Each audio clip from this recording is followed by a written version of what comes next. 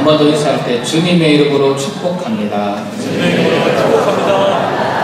네, 감사합니다. 우리 안에 늘 말씀 가운데 이런 성도의 교제가 풍성히 넘쳐나기를 원합니다. 여러분들이 생각하시기에 이 땅에서 살아가는 우리들의 이 삶이 행복이라고 생각하십니까? 아니면 불행이라고 생각하십니까? 행복하십니까? 확실하십니까? 감사합니다. 이렇게 쉽게 대답해 주실 줄은 몰랐습니다. 네, 하나님께서 주신 삶이고 또 우리를 영원한 죽음에서 구원하여 주신 그 예수 그리스도의 은혜가 있기 때문에 우리는 당연히 행복하다라고 고백을 하죠. 그런데 때로는 이런 은혜가 있음에도 불구하고 살아가다 보니까는 이게 너무 녹록치가 않은 겁니다. 힘들고 어렵기 때문에 불행일 수도 있겠다라고 생각하시는 분들도 종종 있을 수도 있습니다. 우리는 다 행복하다고 하셨으니까 그런 분들은 없는 걸로 하고 넘어가도록 하겠습니다. 우리가 이렇게 이 땅 가운데 행복한 가운데 신앙생활을 하면서 하나님 앞에 나아오기는 하지만은 그러나 우리들에게도 피할 수 없는 것들이 있습니다. 그것은 인생의 고난입니다. 고통 혹은 연단의 시간 혹은 불행이라고는 할 수 없지만 우리에게 찾아오는 여러 가지 어려움들이 있습니다. 이런 어려움들은 특별히 하나님을 알지 못했던 분들이 이제 어떠한 계기를 통해서 신앙생활을 하려고 하다 보면은 그때 좀 자주 발생을 한다거나 아니면은 예전에는 이제 주일에만 왔다 갔다 하는 그런 형식적인 신앙생활을 하다가 이제 좀 본격적으로 신앙생활을 해보려고 하는 그런 분들에게 자주 나타나는 현상이 있습니다. 그것이 뭡니까? 열심히 하려고 하니까 꼭 무슨 일이 생기는 거죠. 꼭 무슨 일이 생기는 겁니다.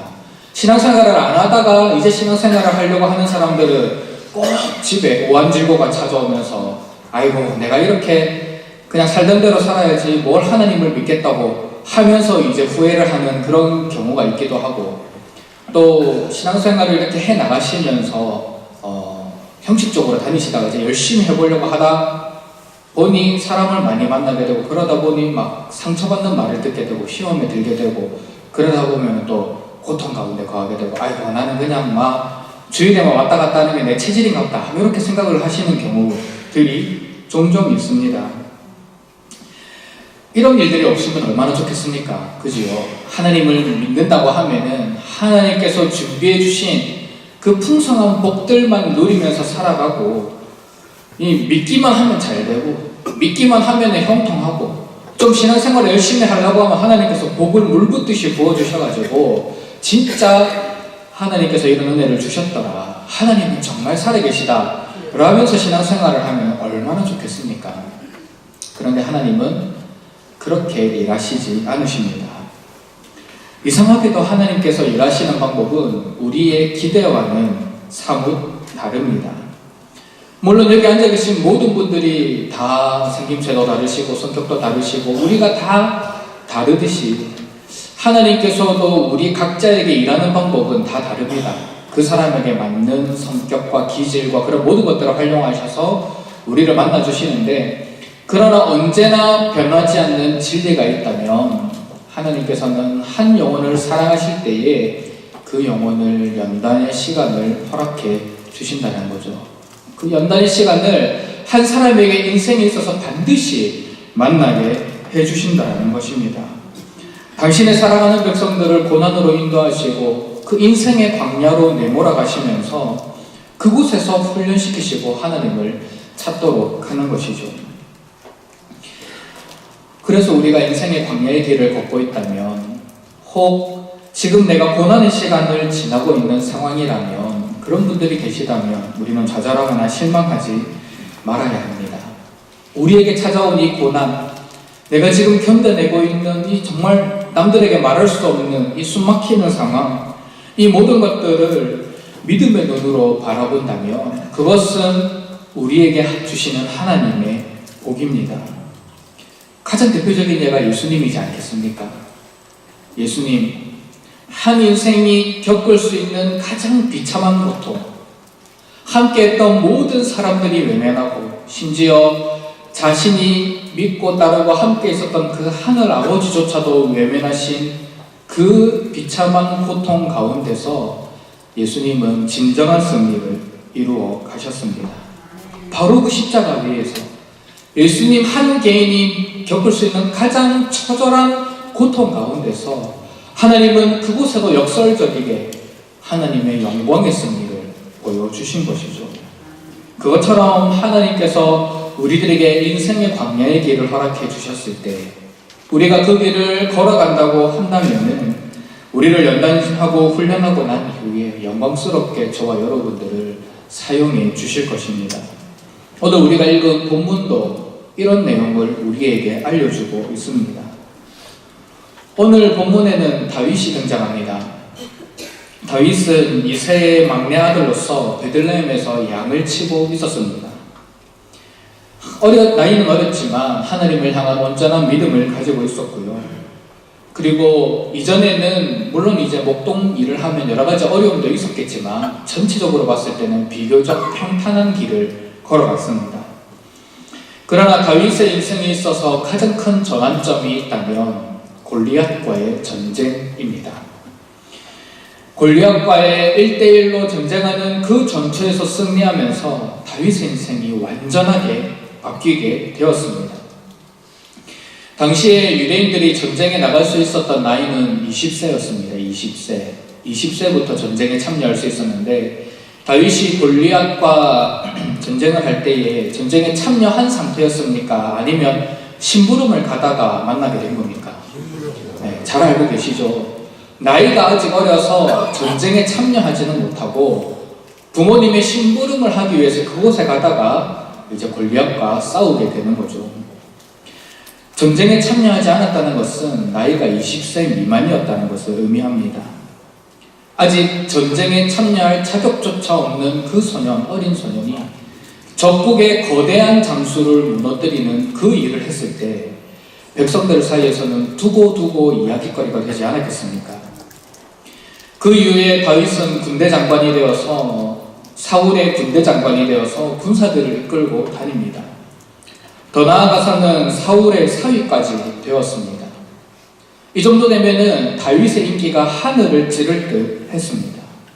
누가 봐도 지금 이 이스라엘 백성들을 다스리고 있는 사울 왕보다 지금 군대 장관으로 있는 이 다윗이 더 적합한 왕처럼 보였습니다. 왕의 품격이 있었던 겁니다. 용맹스러웠고 지혜가 있었으며 백성들의 덕망을 받고 아주 큰 신뢰를 얻고 있었습니다. 심지어 다윗은 혈통도 좋았습니다. 사울은 무슨 지파 사람인지 알고 계십니까? 베냐민 지파 사람입니다. 근데 거기에 한 개가 더 붙습니다. 기브온. 베냐민 지파 족속인데 기브온의 가문에 사울이 속해 있습니다.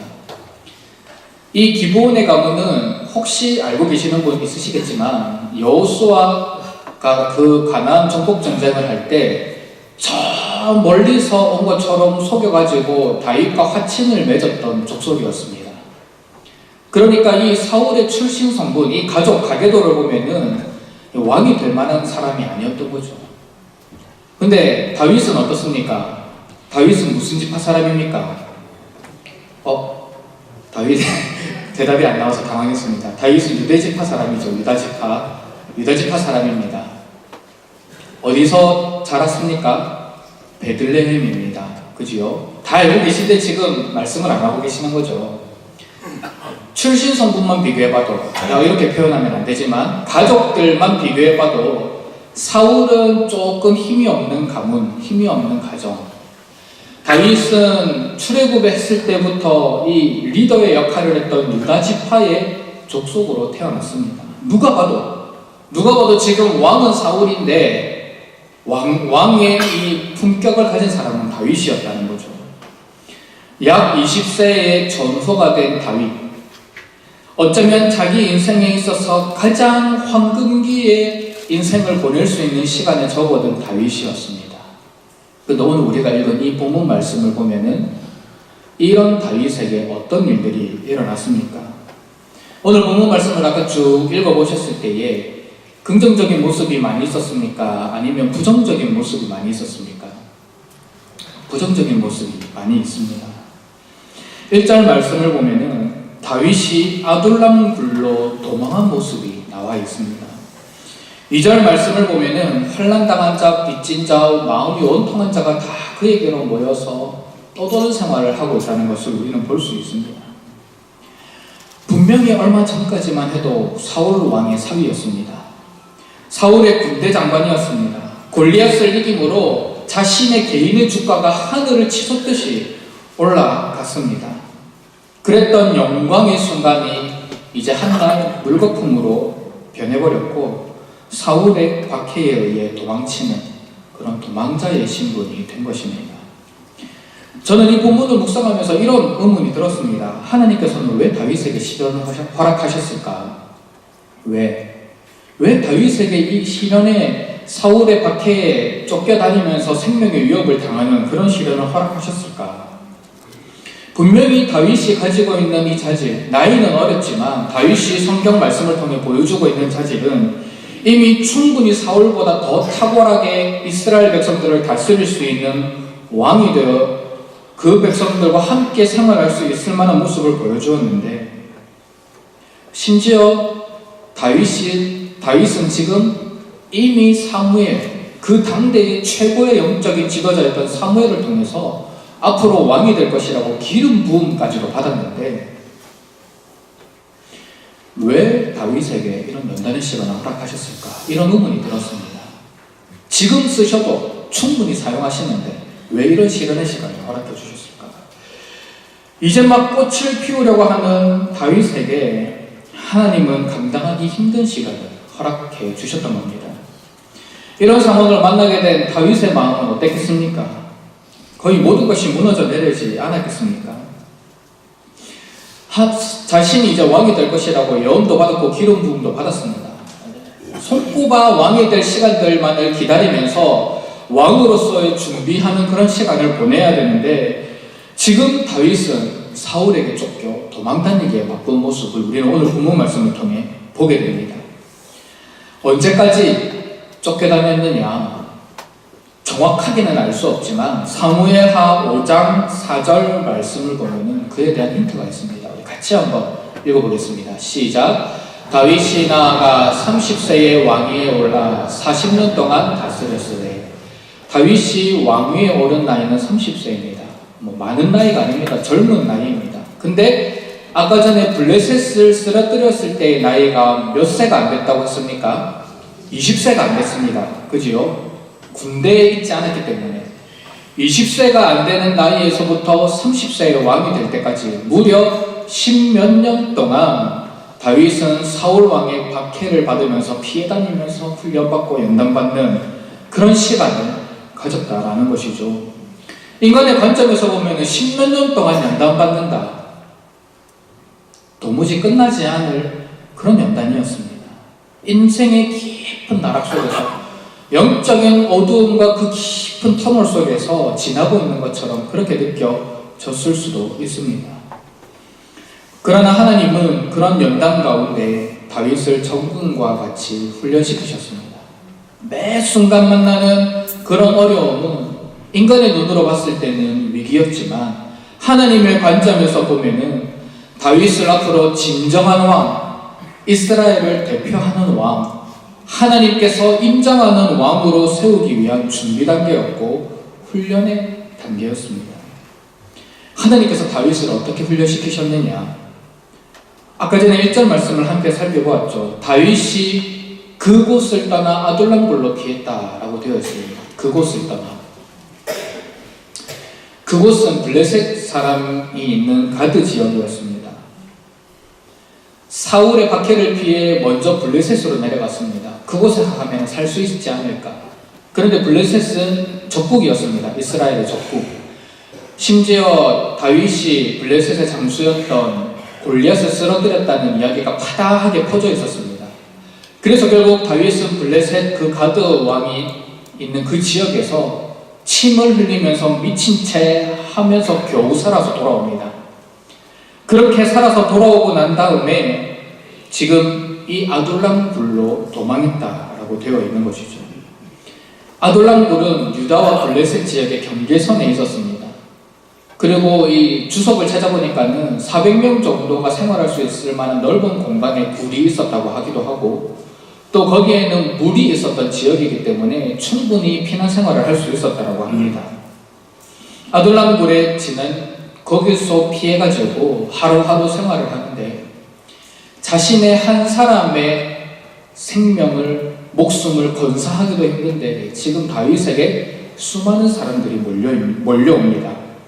2절 후반부를 보면은 400명이나 되는 사람, 마음이 원통한 자, 또 빚진 자, 그런 사람들, 환난을 당한 자, 이런 사람들이 다 다윗에게로 와서 400명이 왔는데 다윗이 그들의 우두머리가 되었다라고 말하고 있는 거죠.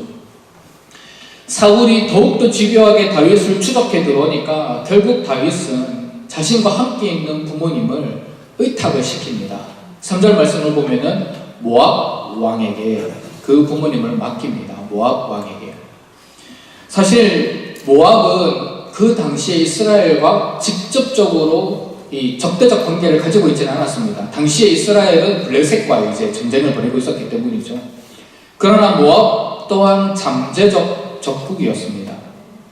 그 적국에 자신의 부모를 의탁해야 하는 그 다윗의 상황이 있었던 것이죠. 그런데 여기에도 놀라운 하나님의 구속의 역사, 그 섭리가 진행되고 있음을 우리는 보게 됩니다. 다윗, 모압, 어떠한 연관이 있는데 혹시 어떤 연관이 있으신지 알고 계십니까? 다윗과 모압. 아무런 연관이 없는 것처럼 보이는데 알고 보니 다윗의 증조 할머니가 모압 여인 루시, 그렇게 연결이 됩니다. 네, 그렇게 연결이 되는 거죠. 증조 할머니면 너무 안 멀지 않습니까? 본인, 아버지, 할아버지, 증조 할아버지 한 100년 이내에 들어오는 그 가게입니다. 그 증조 할머니가 모압 여인 루시였던 겁니다. 그래서 모압 왕에 가서 의탁을 하게 되는 그런 상황이 있는데, 이것조차도 하나님의 놀라운 섭리요, 하나님의 놀라운 인도하심이죠. 그렇게 부모님을 의탁하고 난 다음에 이제 그곳에서 좀 편하게 지내려고 하니까 갑자기 선지자가 자기를 찾아옵니다. 다윗에게 찾아와서 이곳을 떠나 유대 땅으로 들어가십시오. 사울이 지금 눈 뜨고 찾고 있는데 그 땅으로 들어가라고 말씀하는 것이죠. 그래서 다윗은 그곳으로 들어갑니다. 이것이 오늘 우리가 읽은 본문 내용입니다. 모든 것을 누리고 있었던 다윗, 앞으로 승승장구할 길만 남아있었던 다윗, 그러나 하나님께서는 그런 다윗을 연단의 과정으로 내몰아 가십니다. 인생의 광야의 길을 걷게 하십니다. 분명히 충분한 자질이 있었던 사람인데 더욱더 그 사람을 훈련시키십니다. 인간의 눈으로 볼 때는 이 시간이 너무나 힘든 시간이고 아무런 의미 없는 시간처럼 여겨질 수 있습니다. 그러나 하나님께서 다윗을 훈련시키는 이 모습을 함께 보신다면 결국 하나님께서는 이 다윗의 고난을 통해 다윗을 진정한 왕으로 세워가고 있다는 것을 우리는 발견할 수가 있습니다. 먼저 하나님은 다윗을 왕으로 훈련시키셨습니다. 아니, 왕으로 훈련된다고 하면 왕궁에서 왕으로 훈련을 받아야 되는데 광야에서 왕으로 훈련을 받는 건 좀 이상하지 않습니까? 근데 하나님은 그렇게 광야의 길을 인도해 가시고 섭리해 나가셨습니다. 아까 전에 다윗과 함께 있었던 사람이 몇 명이라고 했습니까? 400명. 자기의 목숨 하나 건사하기 힘든 그 상황에서 다윗은 400명의 리더가 됐습니다. 그런데 사무엘상 27장 2절 말씀을 보면은 그 인원이 늘어난 것을 볼 수 있습니다. 같이 읽어보겠습니다. 시작. 다윗이 일어나 함께 있는 사람 600명과 더불어 가드왕 마옥의 아들 아기스에게로 건너가니라. 불과 얼마 전까지만 해도 400명이었는데 여기는 몇 명까지 늘었습니까? 600명. 다윗과 함께하는 사람들이 점점 늘어나고 있는 상황입니다. 그런데 이 600명이 오늘 본문 말씀에는 환난을 당한 자, 마음이 원통한 자, 빚진 자라고 기록되어 있는데 나중에 이 사람들이 다윗이 그 유다 지파 가운데서도 헤브론에서 왕이 되고 더 나아가서는 전 이스라엘의 왕이 되는 데에 귀한 역할을 하는 사람들로 함께 성장합니다. 역대상 11장 15절 말씀을 보면 거기에 대한 힌트가 있습니다. 우리 같이 읽어보겠습니다. 시작. 삼시 우두머리 중 세 사람이 바위 위로 내려가서 아둘람 굴 다윗에게 이를 때에 블레셋 군대가 르바임 골짜기에 진쳤더라. 이 역대상에 기록된 이 말씀은 다윗의 용사들 30인에 대한 기록을 하고 있습니다. 근데 지금 이들이 어디에 이를 때라고 되어 있습니까? 아둘람 굴 다윗에게 이를 때. 다윗의 이 기둥과 같은 역할을 했던 용사 30명이 언제 다윗과 함께 했느냐? 지금 우리가 오늘 살펴보니 아둘람 굴의 피신에 있었을 때 마음이 원통한 자, 환난을 당한 자, 빚진 자 400명 중에 30명이 함께 있었다는 겁니다. 이 사람들이 나중에 다윗과 함께 전쟁을 치러 나가면서 이스라엘 나라, 다윗의 왕국을 건설하는 데에 귀하게 쓰임받았던 거죠. 거기에 우리가 잘 알고 있는 인물들이 많이 나오게 됩니다. 이처럼 다윗은 광야의 길을 걸어가고 있고 연단의 길을 걸어가고 있고 고난의 길을 걸어가고 있는 것처럼 보이지만 하나님께서는 그 시간들을 통해 다윗을 점점 왕으로 훈련시키고 계셨고 다윗과 함께한 사람들이 나중에는 그대로 그 왕의 귀중한 신하들로 세워지는 일에 하나님께서는 그런 일들로 이 시간을 활용하고 계십니다. 또 다른 내용으로는 하나님께서 이 광야의 시간을 통해 다윗이 진정으로 백성을 위하는 왕이 되도록 훈련시키십니다. 원래 백성을 위한 왕이 신하였습니다. 그러나 진정으로 더 백성을 사랑하게끔 훈련시킵니다. 사울 왕은 백성을 다스릴 여유가 없었습니다. 왜 여유가 없었을까요? 다윗 쫓아다닌다고 바빴기 때문이죠. 이 다윗을 내가 죽여가지고 우리 아들이 왕위를 이어가려고 그렇게 하기에 성경 읽어보시면 계속 다윗 쫓는 이야기밖에 안 나옵니다. 그러다가 무슨 일이 일어나면 전쟁이 일어나면 어느 지역에 누가 쳐들어왔다 하면 다윗 막 찾아다니다가 거기로 가서 전쟁을 하고 또 정리가 되면 또 다윗 쫓아가지고 막 찾아다닙니다. 나라를 다스릴 겨를이 있었겠습니까? 없었습니다. 시간이 지나면서 원통한 자, 빚진 자, 소외된 자들이 더 많이 늘어나고 있는 상황이었습니다. 그러나 이와는 대조적으로 다윗은 사울에게 쫓김을 당하고 있음에도 불구하고 사울이 못하고 있는 백성을 돌보는 일을 하고 있습니다. 어떻게? 그 다윗에게 칼과 떡을 내어준 그 제사장을 다 멸절시키고 난 다음에 사울이 거기서 유일하게 살아남은 제사장 아비아다를 지키고 보호합니다. 여호와의 제사장을 보호합니다. 다윗이.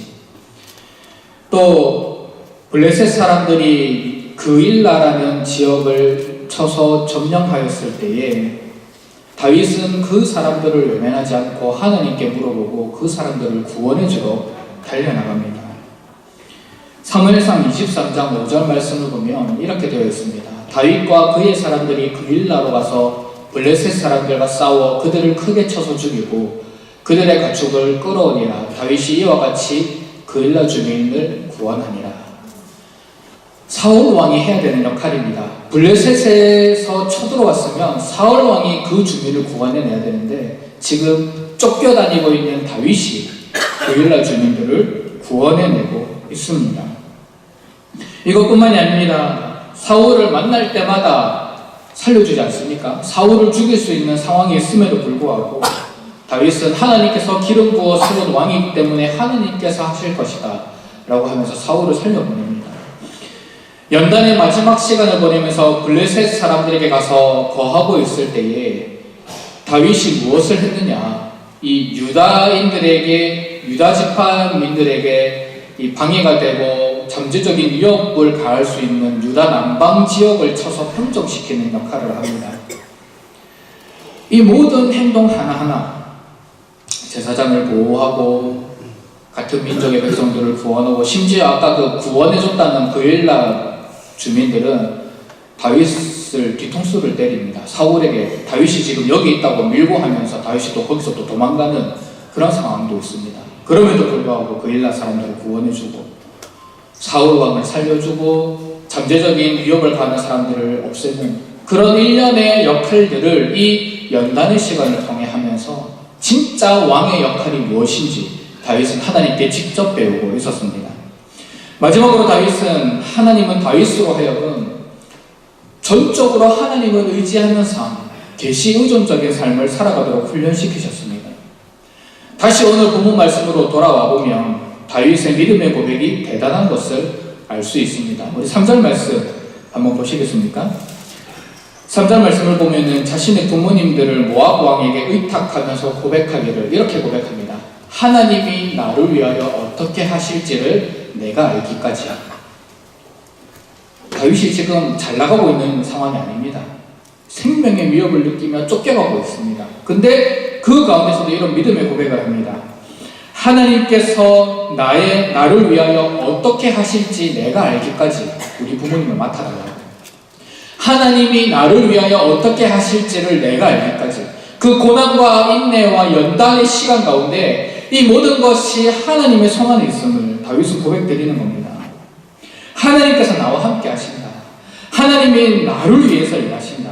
하나님께서 나의 삶을 이끌어 가신다. 비록 내가 지금 이러한 고난을 받고 왕에게 쫓김을 당하는 그런 신세에 있지만은, 그러나 하나님께서 나를 위하여 어떻게 하실지 내가 알기까지 하나님께서 이 모든 것을 행하신다는 믿음의 고백을 올려드리는 거죠. 이것뿐만이 아닙니다. 5절 말씀을 보면은 선지자 갓이 다윗에게 찾아와가지고 모압 땅을 떠나서 유대 땅으로 돌아가라고 합니다. 유다 땅으로 들어가면 어떤 일들이 일어나겠습니까? 모압 땅에서 다시 유대 땅으로, 요단강 서편 가나안 땅으로 들어가면 어떤 일들이 일어나겠습니까? 또 끈질기게 추격을 당하겠죠. 지금 선지자는 지금 그거 당하러 가라고 이야기를 하는 겁니다. 사울 왕에게 추격을 당하러 가라고, 이 모압 땅, 사울이 올 수 없는 이 땅에 있지 말고 너는 지금 유다 땅, 그 사울이 추격할 수 있는 그 땅으로 들어가라고 선지자가 이야기를 하는 거죠. 일반적으로 보면 받아들이기 힘든 말씀입니다. 근데 다윗은 어떻게 합니까? 5절 말씀을 보면은 그 말에 순종해서 모압 땅에 있었던 요새를 떠나 유다 땅 헤렛 숲으로 들어갑니다. 그러면서 이제 또 추격을 당하기 시작하는 거죠. 이것은 어떤 것을 의미하느냐? 다윗은 인간의 생각으로 판단하지 않았습니다. 저 같으면 절대 안 갑니다. 가면은 계속 쫓김을 당하고 안정적인 생활을 할 수도 없고, 내가 잠깐 졸면은 내가 언제 사울에게 잡혀서 죽임을 당할지 모르는데. 근데 다윗은 인간의 생각으로 판단하지 않았습니다. 철저하게 계시 의존적인 삶의 모습을 보여주었습니다. 하나님께서 정말 자기와 함께 하실 것이다. 하나님께서 자신에게 기름 부었기 때문에 어떤 상황 속에서도 하나님은 나를 지키실 것이라는 믿음을 가지고 있었습니다. 하나님께서 자신을 이 땅에 보낸 목적을 다윗은 알고 있었죠. 그러니까 그 쫓김을 당하러 유대 땅으로 들어가라고 하니까 믿음을 가지고 들어가는 겁니다.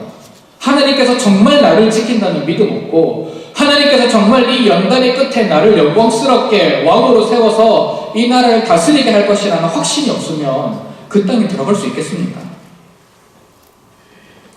다윗은 자신을 왕으로 기름 부으시고, 이전에는 양을 치는 목동이었다면 지금은 온 이스라엘을 다스리는 왕으로서, 목자로서 그 역할을 감당하게 되어서 장차 오실 영원한 목자자가 계신 예수 그리스도를 상징적으로 나타내는 그 일, 하나님께서 나를 통해 그 일을 이루실 것이라는 확신을 가지고 철저하게 하나님을 의지하면서 그 곳으로 들어갔습니다.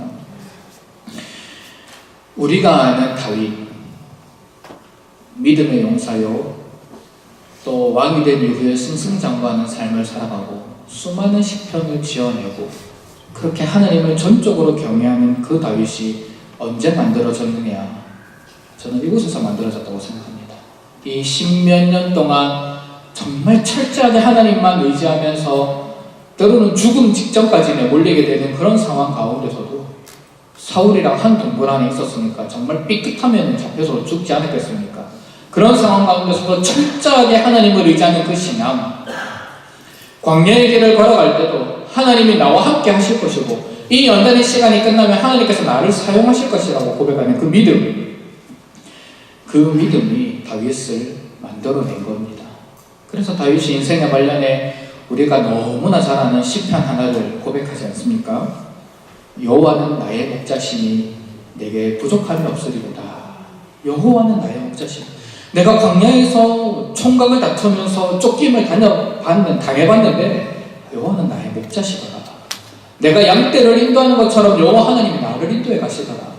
또 이렇게 고백하지 않습니까? 내가 사망의 음침한 골짜기로 다닐지라도 해를 두려워하지 않을 것을 주께서 나와 함께 하시니라. 주의 지팡이와 막대기가 나를 안위하시나이다. 이 생생한 경험에서 나오는 고백입니다. 내가 사망의 음침한 골짜기를 다닌다고 할지라도 하나님이 나를 지켜주시고 보호해 주신다는 믿음의 고백이죠. 이런 시간들을 통해 하나님은 다윗을 훈련시키셨습니다.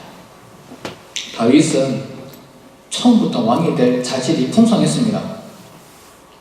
그러나 하나님은 다윗에게 십몇 년이라는 이 연단의 시간을 통해 다윗이 진정한 왕으로 세워지도록, 진정한 왕이 될 수 있도록 그렇게 그의 삶을 인도해 가셨고 그의 삶을 영으로 가도록 하셨습니다.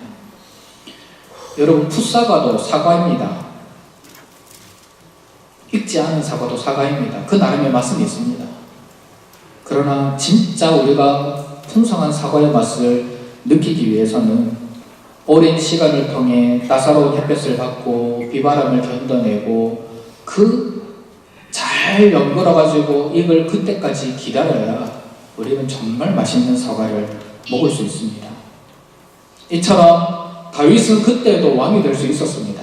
그런 자격이 충분했습니다. 그러나 하나님은 이런 연단의 시간, 고난의 시간, 시련의 시간을 통해 다윗을 진정한 왕으로 영으로 가게 하셨습니다. 그런 인생이 되게 하셨습니다. 오늘을 살아가는 저와 여러분들의 모습은 어떻습니까? 혹시 우리가 지금 걸어가고 있는 이 인생의 길이 광야의 길을 걷고 있지는 않으십니까? 아니, 나는 내 인생 돌이켜보면 광야의 길밖에 없었다라고 고백하는 그런 분들 계시지 않으십니까? 하나님께서 허락하신 불같은 이 연단의 시간 보내고 계시는 분 있지 않으십니까? 내 인생이, 내 삶이 빨리 회복되고 좀 평탄해지기를 기도하는데 여전히 우리는 불안한 내일을 맞이하면서 그렇게 하나님 앞에 살아가는 성도님들 계시고 있지는 않으십니까? 그럴 때 우리는 믿음의 눈을 가지기를 원합니다. 이 고난의 시간이 나에게는 축복의 시간이구나. 이 연단의 시간이 나로 하여금 성숙한 그리스도인이 되기 위해 영으로 가게 되는, 영으로지는 그런 은혜의 시간이구나 라고 바라볼 수 있기를 원합니다.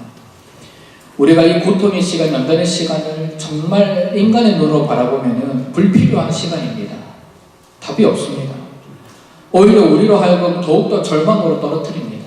그러나 믿음의 눈으로 하나님을 바라볼 때 그것은 고난으로 위장된 하나님의 축복임을 믿으시기를 바랍니다. 광야의 시간을 통해 우리가 하나님께 집중하고 더욱 하나님을 사랑하고 더욱 하나님께 가까이 갈 수 있고, 마치 하나님께서 다윗을 진정한 왕이 되도록 그렇게 영으로 가도록 인생을 이끌어 가셨던 것처럼 우리에게 주신 이 고난의 시간을 통해 우리가 진정한 그리스도인이 되도록 하나님께서 인도해 가시는구나 믿음으로 고백드리기를 원합니다. 광야의 길은 우연히 만나는 길이 아닙니다. 하나님의 계획이 있는 길입니다. 광야의 길은 하나님의 복을 받는 지름길입니다. 광야의 길을 지나면 지날수록 우리의 인생은 더욱더 영으로 자갈 수 있습니다. 영으로 자가는 그 신앙을 통해 하나님 앞에 더욱더 나아갈 수 있고 풍성한 은혜를 누리며 살아갈 수 있습니다. 이곳에 계신 모든 성도님들께서는 광야의 길을 걸어갈 때 그 시간을 통해 일하시는 하나님을 기대하기를 원하고, 광야의 시간을 보낼 때에 우리의 손을 붙들어 세워주신 그 하나님을 사모하기를 원하고, 광야의 시간을 보낼 때에 그 시간을 통해 우리의 인생을 더욱 영으로 가게 하실 하나님의 은혜를 누리며 살아가실 수 있기를 원합니다. 이런 은혜가 저와 여러분들에게 있기를 간절히 소원합니다. 이 시간 우리 함께 찬양을 하려고 하는데 어려워서